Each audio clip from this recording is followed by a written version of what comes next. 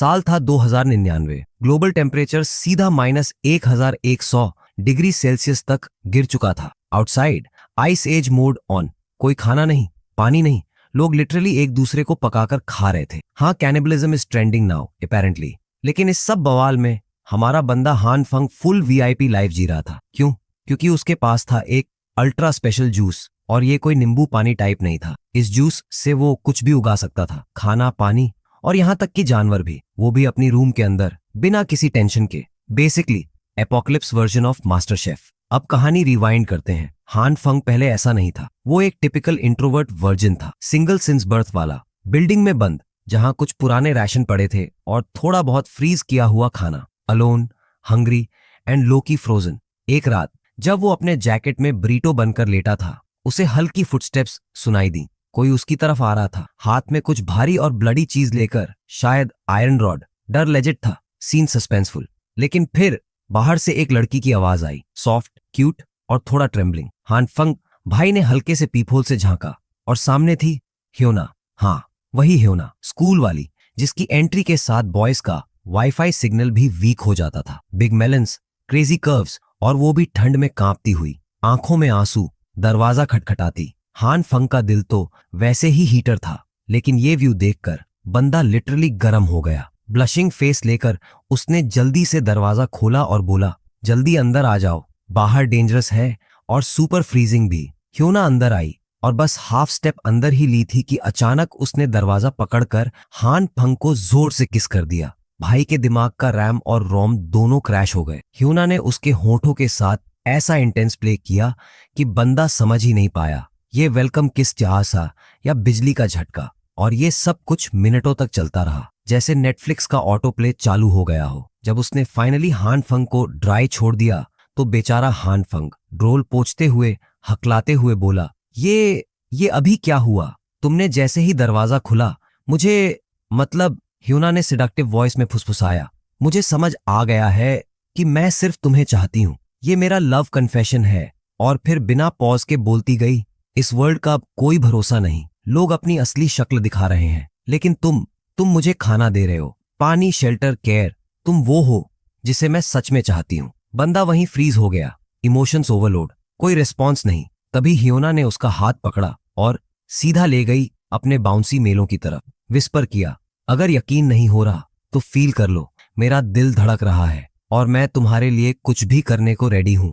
अब तो हान फंग का दिमाग लिटरली शॉर्ट सर्किट हो गया। कुछ भी, उसने माइंड में रिपीट किया, जैसे कैलकुलेटर हैंग हो गया हो। हान फंग थोड़ी देर तक सोच ही रहा था कि कौन सा बटन प्रेस करे, लेकिन तब तक ह्योना ने खुद एक्शन ले लिया। उसने अपनी लेग से उसकी लिटिल पीपी को ऐसे टच किया जैसे किसी पुराने ट्रैक्टर का इंजन ऑन कर रही हो, और भाई वाइब्रेट करने लगा। पूरा बॉडी शेकिंग मोड में चला गया। हान फंग कुछ बोलने ही वाला था, तभी ह्योना ने उसका चेहरा पकड़ा और बोली, श्श्श, कुछ मत बोलो, सिर्फ अपनी आंखें बंद करो। I have a gift for you. जैसे ही हान फंग ने आंखें बंद की, धड़ाम, किसी ने बाहर से दरवाजा पकड़कर उसके सर पर जोर से मारा। आयरन रॉड सीधा स्कल पर, खून बहने लगा। उसके गिरते ही ह्योना और उसका असल बॉयफ्रेंड अंदर घुसे, सीधा गुडीज चेक करने, खाना, पानी, एनिमल्स, जैकपॉट लूट लिया। वहीं दूसरी तरफ हमारा बेचारा हान फंग ठंडी जमीन पर पड़े पड़े सुन्न होता जा रहा था। हाथ पैर हिल नहीं रहे थे,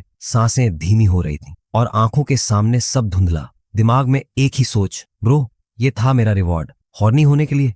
ह्योना और उसका रियल बॉयफ्रेंड वहीं सामने, हान फंग की आंखों के सामने ही अपना मेलन स्मैशिंग गेम शुरू कर चुके थे। हान फंग का दिमाग सुन्न हो गया। बंदे को लग रहा था जैसे उसके सामने इंसान नहीं, दो लाइव शैतान प्रदर्शन कर रहे हों। उसने वहीं पड़े पड़े कसम खा ली, अगर अगली जिंदगी मिली ना तो मैं बनूंगा अल्ट्रा मैक्स प्रो मैक्स जीजा चैड।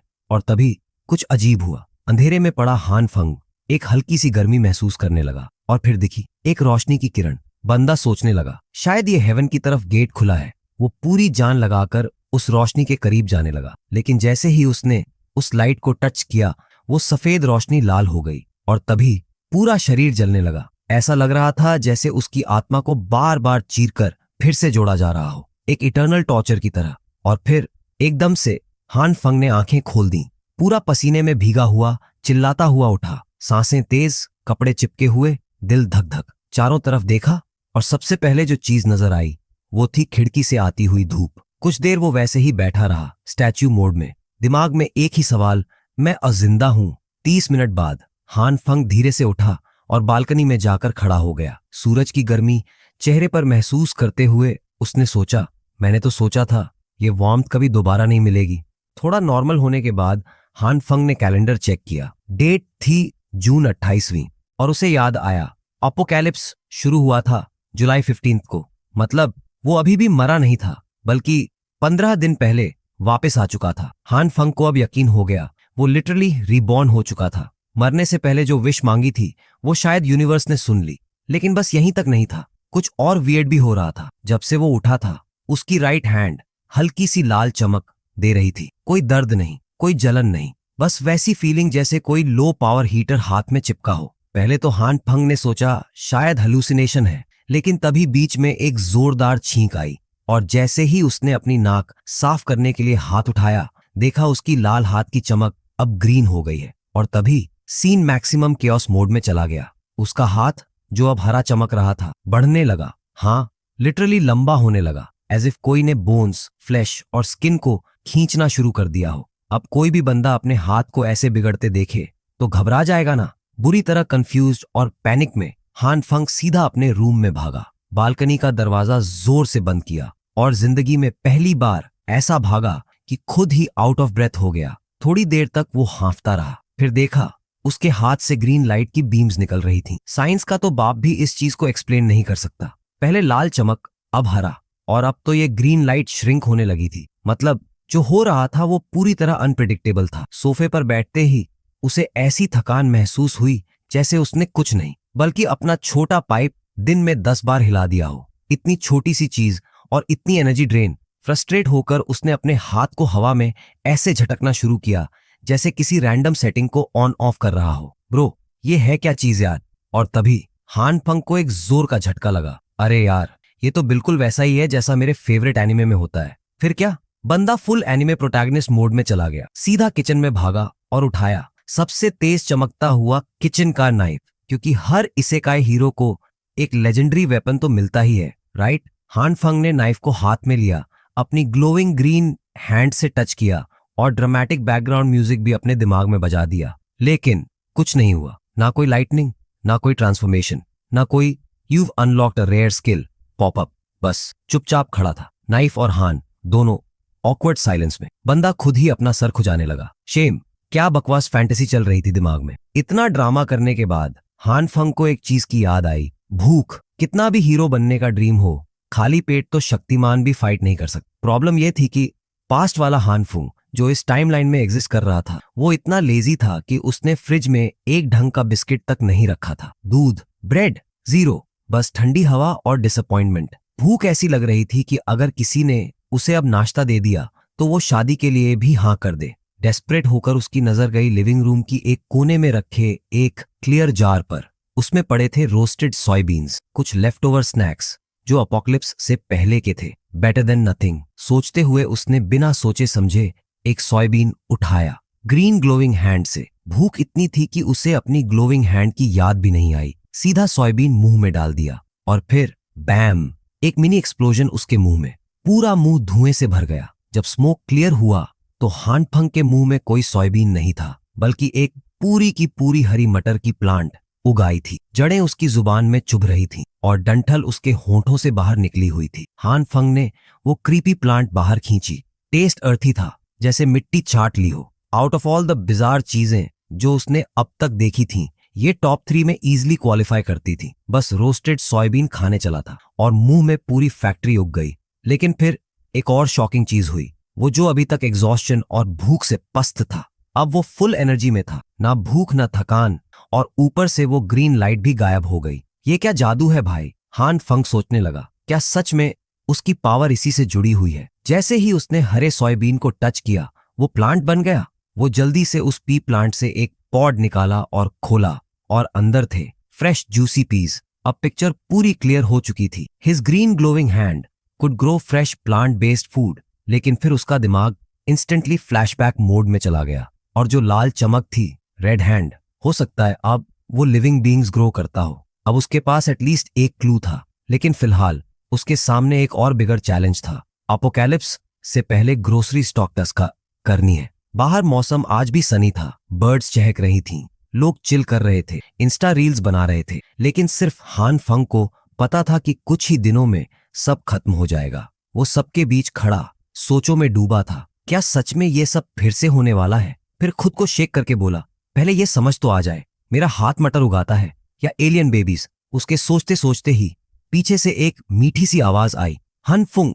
बंदा रुक गया, धीरे से पीछे मुड़ा और सामने थी उस गोल्ड डिगर की क्वीन, हाया हरसेल्फ। आज फिर से वो एक डिजाइनर टाइप ड्रेस में फुल इंस्टाग्राम मॉडल वाइब्स दे रही थी, जैसे अभी अभी किसी फैंसी ब्रांड के शूट से निकली हो। और फिर वही उसकी सिग्नेचर सेडक्टिव वॉइस में बोली, वो व्हाट ए कोइंसिडेंस, जैसे खुद आसमान ने हमें फिर से मिलाने का प्लान बनाया हो। हनफुंग का खून इंस्टेंटली 3 डिग्री और ठंडा हो गया। जिस तरह से वो लड़की उसे देख रही थी, हानफंग को तो ऐसा लगा जैसे किसी भूत को देख लिया हो। पिछली बार जो हुआ था उसके बाद तो उसे पीटीएसडी टाइप हेलुसिनेशंस होने लगे थे जब भी कोई लड़की हाय कहती थी, क्योंकि ये कोई नॉर्मल लड़की नहीं थी। योना, द सेम गर्ल जिसने हानफुंग को लिटरली लूट के मार दिया था। फॉर 3 लॉन्ग ईयर्स हानफंग ने इस लड़की को अपनी जिंदगी का गॉडेस मान लिया था। वो अपना सब कुछ देता रहा, टाइम, पैसा, attention, even knowing deep down कि वो बस एक अगली सा बैकअप था। फ्रेंड जोन ब्रो, उसमें होना भी लग्जरी होती, वो तो सीधा पिगी बैंक जोन में था। अब जब वो लड़की सामने आई, हानफुंग का पूरा बॉडी ट्रेम्बल करने लगा। बट नहीं, वो भूल चुका था कि अब वो वही सिंप हानफुंग नहीं है, अब वो है ultra pro max giga chad हानफंग। उसने खुद से कहा, अब नहीं, रिवेंज का टाइम नहीं आया। सप्लाई प्रॉब्लम सॉल्व करना ज्यादा जरूरी है, वरना फिर से आइस एज में भूखा मरूंगा। इससे पहले कि वो रिएक्ट करता, योना थोड़ा और पास आई, हाथ हिलाते हुए बोली, अरे क्या सोच रहे हो, क्या खो गए? पहले तो हानफुंग इस आवाज पर सीधे घुटनों पे बैठ जाता था, लेकिन आज उसने अपने गुस्से को अंदर दबाया, खुद को पिंच किया और बना ली एक क्लासिक फेक स्माइल। सॉरी, बैस थोड़ा जोन्ड आउट हो गया था। You are looking so radiant today. थोड़ा सा मेस्मराइज हो गया। Oh damn, smooth AF. Yona ने थोड़ा सा कॉयली हंसते हुए बोला, since when did you get so flirty? हाँ, उसका फेस पर वही ओवर कॉन्फिडेंट स्मर्क आ गया। सोच रही थी ये तो अब भी मेरा ही सिंप है, और फिर फेंक दिया। Kill shot. वैसे चलो ना शॉपिंग पे, since we bumped into each other anyway. लेकिन हानफुंग अब वो सिंप नहीं था, अब वो बंदा था जो अपनी क्रश की इंस्टा स्टोरीज देखकर डबल टैप नहीं करता। वो कैजुअली बोला, सॉरी आज नहीं, थोड़ी अर्जेंट चीजें पेंडिंग है, और सीधा वहां से निकल गया। योना वहीं खड़ी रह गई, शॉक्ड, स्पीचलेस, कंफ्यूज्ड। एएफ, ये क्या? इसने मुझे रिजेक्ट किया? मी? उसकी पूरी प्रिंसेस फैंटेसी को उस एक रिजेक्शन ने हवा में उड़ा दिया। मीनवाइल हानफुंग इंटरनली डूइंग भांगरा।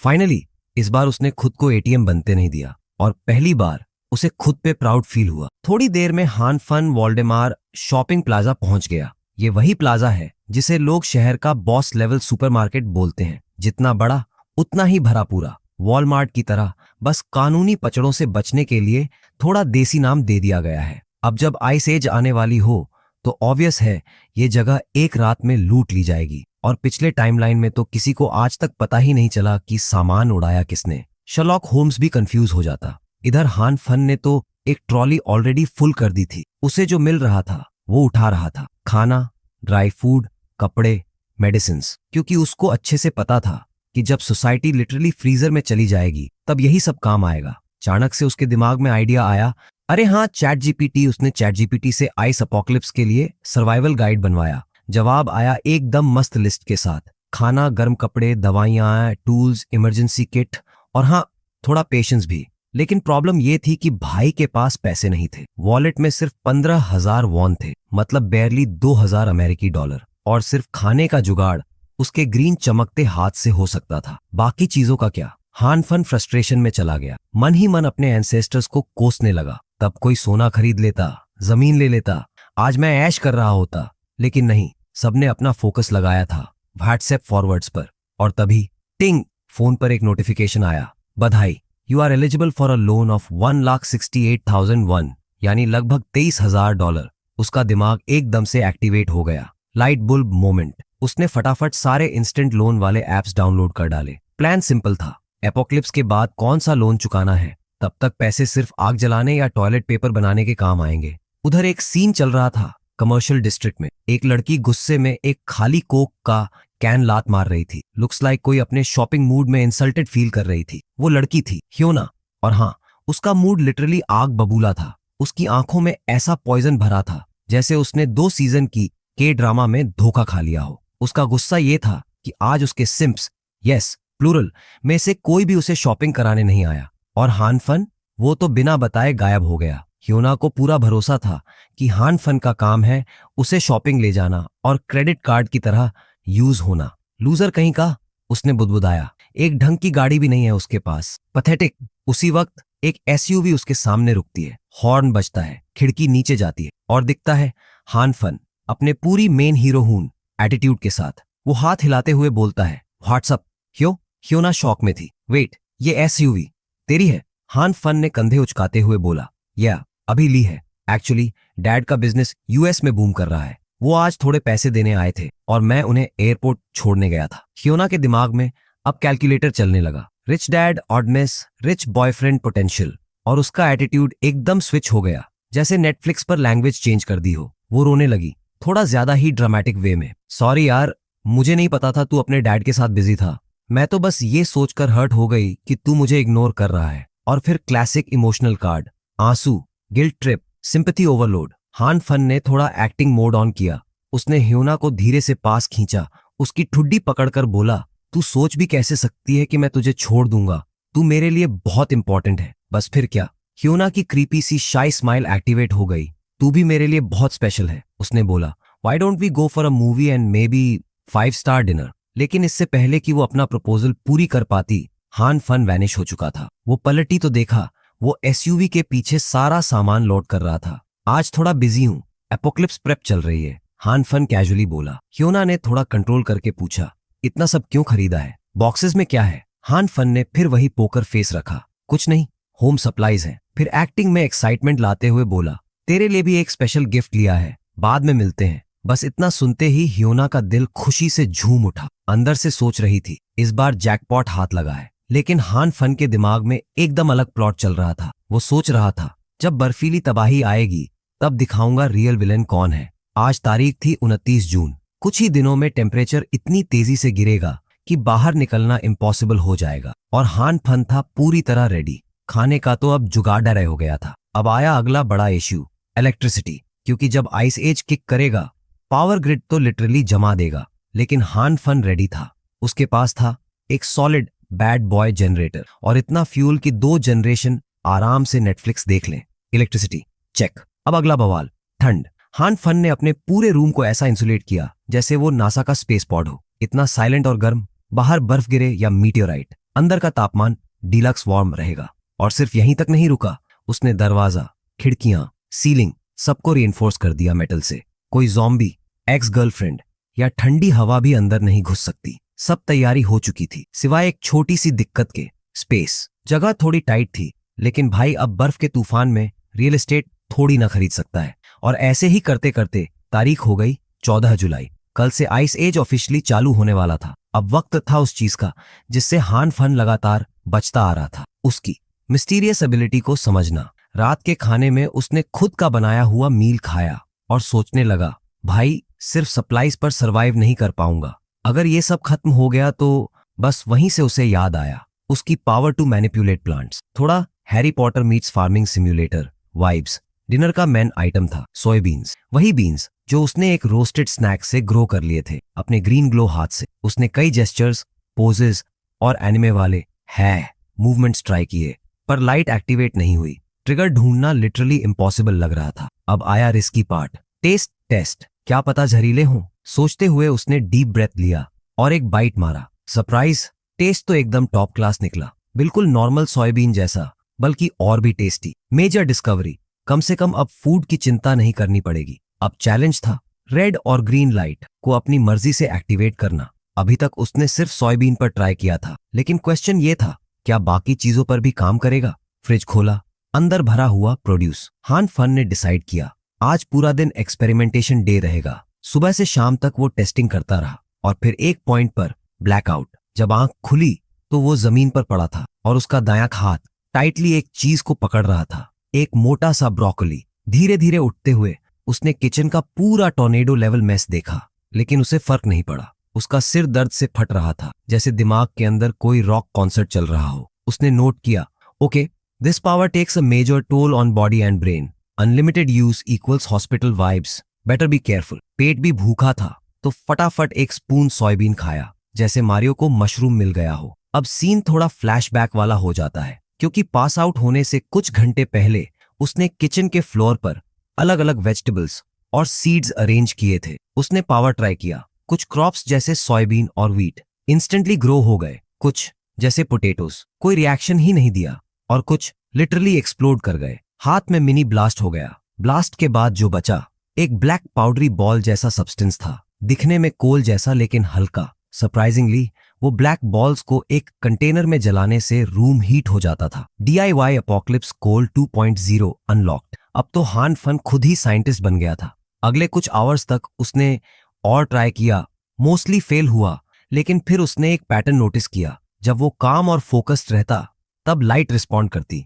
तो उसने ध्यान लगाया, माइंड क्लियर किया, और बैम, एकदम फ्रेश ब्रोकली हाथ में ग्रो हो गया। उसके बाद सीधा फेंट। अब वापस प्रेजेंट में हान फन एग्जॉस्टेड, लेकिन खुशी भी थी। कम से कम आज उसे कुछ समझ आया अपनी एबिलिटी के बारे में। सोया बीन्स का थोड़ा और खाया और फिर लोटस पोज में बैठकर मेडिटेशन मोड ऑन। हान फन अपनी मेडिटेशन में इतना डीप चला गया कि खुद को नेचर के बीचों बीच इमेजिन करने लगा। बक नेकेड, बिल्कुल रॉ मोड में। उसके पैर जमीन को छू रहे थे, मिट्टी के साथ सीधा कनेक्शन। कोई चपाल जूता नहीं, सिर्फ आत्मा और धरती का मेल। सूरज की किरणें उसकी स्किन पर पड़ रही थी, हवा गुनगुना रही थी, और पूरा एनवायरनमेंट एकदम हार्मनी में वाइब्रेट कर रहा था, जैसे कोई ancient forest Spotify playlist play हो रही हो। सीन कुछ ऐसा था जैसे garden of Eden, Adam version 2.0, हान फन एडिशन। उसका बॉडी और माइंड दोनों नेचर के साथ सिंक थे। Peaceful resonance, full chill mode. और जैसे ही वो उस फ्रीक्वेंसी में पूरी तरह एंटर हुआ, उसने धीरे से आंखें खोली। Boom, green glow activated. Finally वो समझ चुका था, ये एबिलिटी उसकी कॉन्शियसनेस से जुड़ी हुई है। नो बटन, नो चांट, सिर्फ सही वाइब चाहिए। अब वो अपने एक्सपेरिमेंट मोड में वापस लौटा। उसने एक चावल का दाना उठाया और बस टच किया, और स्नैप, पूरा का पूरा धान का पौधा ग्रो हो गया उसकी हथेली से। Level unlock, green hand mastered. अब मैं भी अपना खुद का फार्म विल चला सकता हूँ, उसने सोचा। लेकिन क्यूरियोसिटी यहाँ खत्म नहीं हुई। हान फन ने सोचा, अगर मैं मीट को टच करूं तो क्या वो भी ग्रो करेगा? लाइक फुल गोट। एक जूसी सा मीट का टुकड़ा लिया और धीरे धीरे अपना ग्लोइंग ग्रीन हैंड उस पर रखा। सस्पेंस शुरू। कुछ नहीं हुआ। एक्सपेक्टेड था, बट स्टिल डिसअपॉइंटिंग, उसने मन में कहा, और हल्की सी उदासी में सिर हिलाया। मतलब ये एबिलिटी सिर्फ प्लांट्स के साथ काम करती है। Animals, meat, out of syllabus. Moral of the story, broccoli उग सकता है, लेकिन चिकन लॉलीपॉप नहीं।